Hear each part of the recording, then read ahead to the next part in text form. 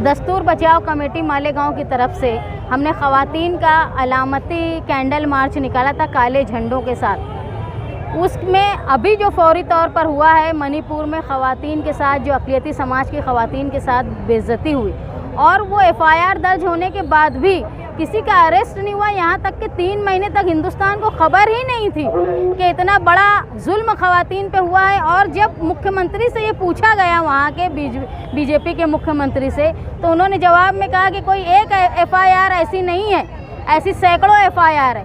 तो ये बेशर्मी का जवाब देते हैं अगर कोई रियासत का सरबरा, तो ऐसे सरबरा को सरबराही करने का हक हासिल नहीं है। इसमें अगर शर्म वहाँ के सरबरा को हो या हिंदुस्तान के सरबरा को, तो फ़ौरन वहाँ सदर राज नाफिज करे और जो अक़लियत के ऊपर जुल्म हो रहा है उसको बहाल करें, वहाँ अमन का माहौल दोबारा पैदा करें। मालेगांव शहर की ख़वातीन की तरफ से हिंदुस्तान में होने वाले मुजालिम के खिलाफ जो आज करीब जल्दी वाक़या पेश आया, मणिपुर में 5 ख़वातीन को बरहना जुलूस की शक्ल में निकाला गया, उनके नाजुक हिस्सों को छुआ गया, उनको जलील किया गया। उसके खिलाफ बिल्किस बानो, जो एक खातून जिनके घर के फर्द को 5 लोगों को मार दिया गया और उन्होंने अपने नवजायदा बच्चों की मौत देखी, ऐसे लोगों को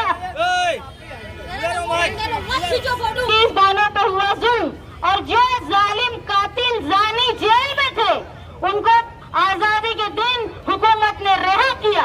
उसके खिलाफ वो मासूम आसफा जिसको मुसलसल हफ्ता भर से ज्यादा लोगों ने कैद करके रखा, उसके साथ जिना किया, उसके नाजुक हिस्सों पर छोड़ दी, उसका हाथ काटा गया, हाथ तोड़ा गया, पैर तोड़ा गया, तब तक हुकूमत खामोश रही।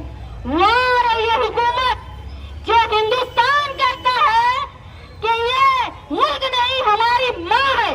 मुल्क को तुम माँ का दर्जा देते हो, तुम गाय को माँ का दर्जा देते हो, तुम लड़ते हो अक़लियत से इस बात के लिए कि तुम वंदे मातरम नहीं बोलते। उसी देश में औरत की इज्जत, एक माँ की इज्जत, एक बेटी की इज्जत, एक बहन की इज्जत रो के नंगी कर दी जाती है और ये मुल्क का सरबराह चुप बैठता है। वो जो गौ कशी के खिलाफ फसाद करवा देता है, हजारों लोग पीड़ के सिर्फ इसलिए मार दिए जाते हैं कि कई गौ हत्या तो नहीं होती। उस देश में जहाँ बेटी बचाओ बेटी पढ़ाओ की बात करते हो, वहाँ दलित की बेटी महफूज नहीं, वहाँ मुसलमान की बेटी महफूज नहीं, वहाँ ईसाई की बेटी महफूज नहीं, वहाँ बुद्ध की बेटी महफूज नहीं। और तुम बोलते हो भारत माता है, तुम लड़ाई करते हो सिर्फ इसलिए तुम ये जुल्म औरतों पे होने देना चाहते हो कि तुम्हारी वोट बैंक ना खसक जाए। तो तुम याद रखो, हिंदुस्तान एक दस्तूरी मुल्क है, एक डेमोक्रेटिक कंट्री है और हिंदुस्तान के मुसलमान, ईसाई, बौद्ध, सिख सब इस कंट्री को दस्तूरी कंट्री मानकर यहाँ रुके हुए हैं। अगर तुम हमारे सब्र का पैमाना लबरेज कर दोगे तो हम औरतें रोड पर आ जाएंगी। और मणिपुर हो, चाहे कश्मीर हो, चाहे गुजरात हो, चाहे उत्तर प्रदेश हो, कहीं भी हम ख़वातीन पर इंसानी जात पर जुल्म बर्दाश्त नहीं करेंगे।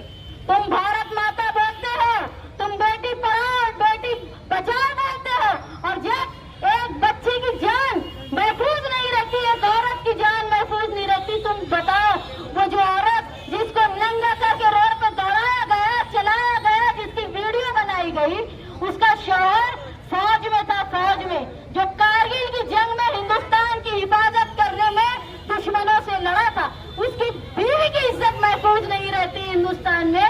तो क्या है ये हुकूमत? अगर हुकूमत अपने तरीके से बाज नहीं आएगी, अपनी वोट बैंक की सियासत में वो हमेशा अक़लियत पर जुल्म करेगी, तो कोई भी हिंदुस्तानी शरीफ सेकुलर इसको बर्दाश्त नहीं करेगा।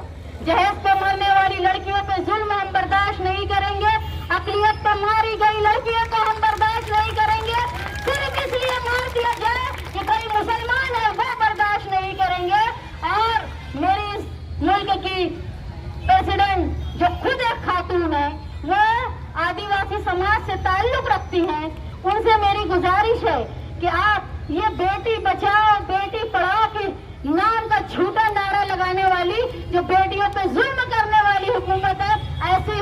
के लोग जो राज कर रहे हैं, जो मणिपुर के मुख्यमंत्री हैं, जो वीडियो देखने के बाद बेशर्मी से बोलते हैं ये ऐसी एक वीडियो नहीं है, ऐसी कई वीडियो यहाँ पर ऐसे बेशर्मों को बर्खास्त किया जाए।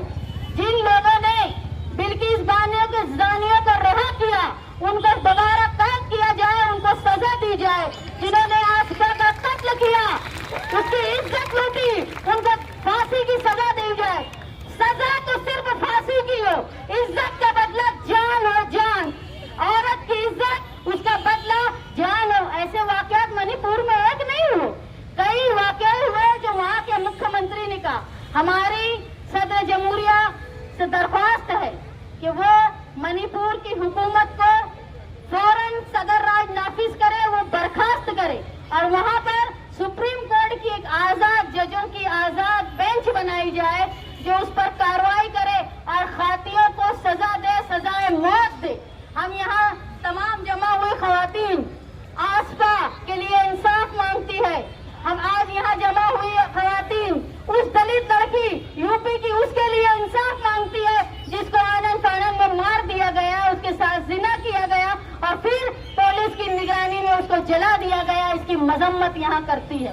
हम मजम्मत करते हैं बिल्किस बानो के जानियों की और हम ऐसी हुकूमत की मजम्मत करते हैं जो औरतों की इज्जत को बचा नहीं पाती और नारे बड़े बड़े करती। मैं मालेगांव शहर की खवातीन की तरफ से यहाँ आए हुए जिम्मेदारान से ये अपील करती हूँ कि वो हमारे खत को सदर जमहूरिया तक पहुँचाए और ये बताए कि आज मालेगांव शहर की खवातीन एक अलामती तौर पर जमा हुई थी।